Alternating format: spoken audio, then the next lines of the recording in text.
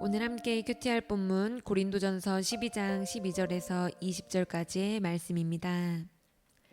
몸은 하나인데 많은 지체가 있고 몸에 지체가 많으나 한 몸인과 같이 그리스도도 그러하니라. 우리가 유대인이나 헬라인이나 종이나 자유인이나 다 한 성령으로 세례를 받아 한 몸이 되었고 또 다 한 성령을 마시게 하셨느니라. 몸은 한 지체뿐만 아니요 여럿이니 만일 발이 이르되 나는 손이 아니니 몸에 붙지 아니하였다 할지라도 이로써 몸에 붙지 아니한 것이 아니요 또 귀가 이르되 나는 눈이 아니니 몸에 붙지 아니하였다 할지라도 이로써 몸에 붙지 아니한 것이 아니니 만일 온몸이 눈이면 듣는 곳은 어디며 온몸이 듣는 곳이면 냄새 맡는 곳은 어디냐. 그러나 이제 하나님이 그 원하시는 대로 지체를 각각 몸에 두셨으니 만일 다 한 지체뿐이면 몸은 어디냐. 이제 지체는 많으나 몸은 하나라. 아멘. 어제 본문에서 바울은 고린도 교인들에게 하나님께서 그들에게 은사를 주신 목적을 가르쳤습니다. 그 목적은 교회의 유익을 위해서였습니다. 하나님께서는 교회의 유익을 위해서 저와 여러분을 포함한 모든 성도들을 선택하여 교회로 보내주셨고, 그리고 우리 각 사람에게 각양 은사를 주신 것입니다. 그렇다면 모든 성도는 첫째, 반드시 교회의 유익을 위해 자신의 은사를 사용해야 됩니다. 그리고 둘째, 은사를 사용하여 교회를 섬길 때 내가 받은 은사와 남이 받은 은사 혹은 나의 직분과 남의 직분을 비교하지 말고 오직 협력하여 각자 받은 은사와 직분대로 교회를 세워나가야 합니다. 오늘 본문은 그 두 가지를 실현하기 위해서 명심해야 하는 진리를 바울이 가르쳐 줍니다. 그것은 교회와 성도들의 정체성입니다. 사실 이것에 대해서는요, 이미 성찬의 문제를 다룰 때 바울이 언급한 적이 있습니다. 교회는 한 몸 공동체이고 성도 각각은 그 교회라는 한 몸을 이루고 있는 지체라는 것이죠. 이 진리를 명심해야 합니다. 왜냐하면 그래야만 각 성도들은 자신들이 가진 은사를 직분에 맞게 사용하여 몸된 교회를 바르게 세워갈 수 있기 때문입니다. 그리고 이 진리를 명심해야만 각 성도들은 서로 비교하고 정죄하는 것이 아니라 각 성도 한 사람 한 사람을 너무 필요한 존재로 여기고 상호 협력할 수 있기 때문입니다.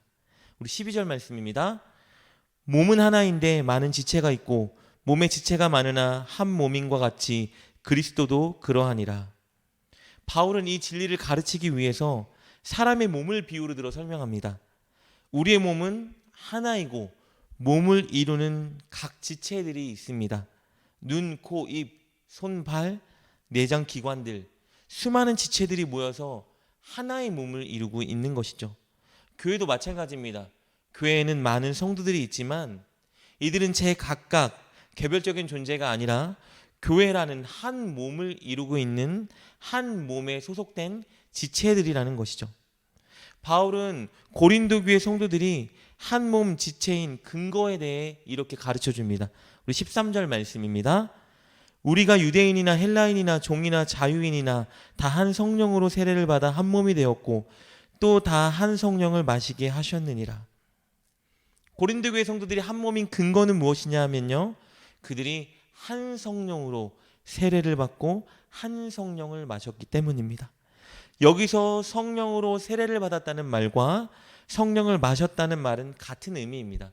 성령 세례를 받았다는 의미입니다. 쉽게 말하면 고린도 교회 성도들은 한 성령님으로부터 공동으로 성령을 체험했습니다. 그들이 성령의 임재로부터 공동으로 체험한 성령의 능력은 바로 회심이었습니다. 그들은 우상 숭배자들이었고 당시 고린도 사회의 가치관과 죄에 함몰되어 살아가는 자들이었으나 복음을 듣고 성령을 받아 회심을 경험했습니다.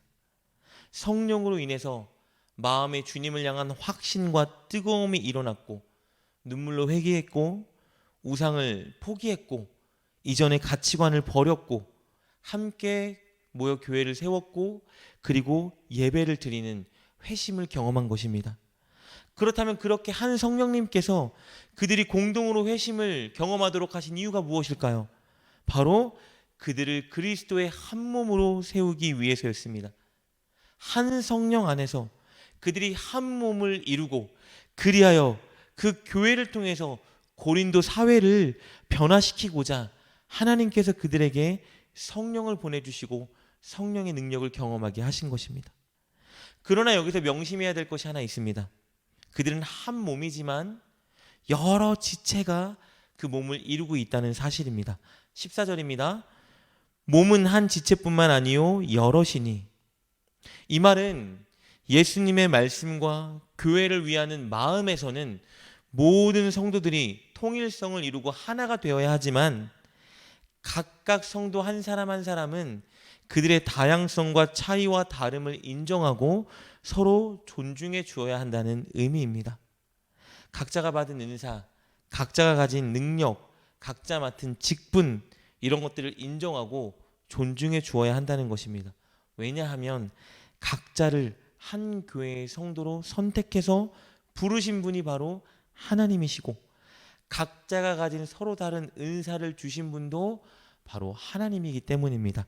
우리 18절 말씀입니다. 그러나 이제 하나님이 그 원하시는 대로 지체를 각각 몸에 두셨으니.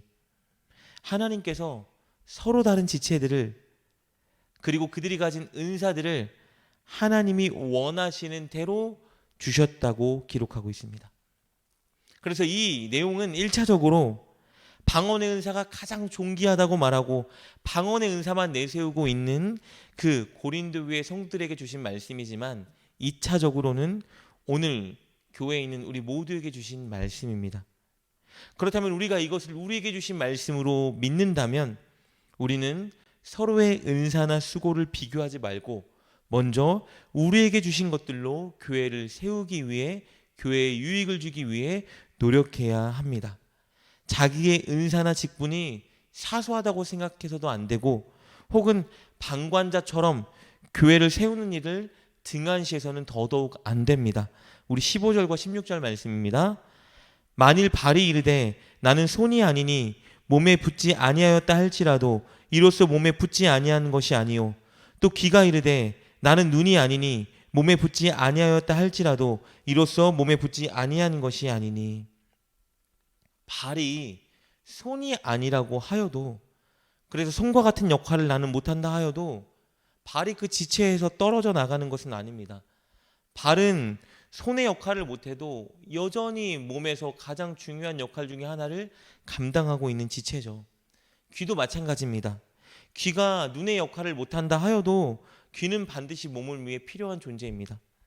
이처럼 우리의 몸을 이루는 지체들 중에 각각 비교해 볼 때 사실 비록 눈으로 보기에는 어떤 게 더 중요해 보이고 어떤 것은 사소해 보일 수도 있지만 필요하지 않은 것은 없습니다. 다 필요하고 존귀한 것이죠. 마찬가지로 모든 성도는 다 교회를 이루는 지체로서 너무 필요하고 존귀한 존재인 것입니다.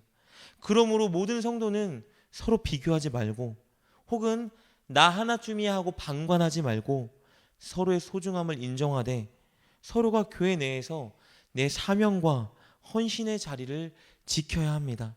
자신이 할 수 있는 최선을 다해서 교회에 유익이 되기 위해 섬겨 나가야 하는 것입니다.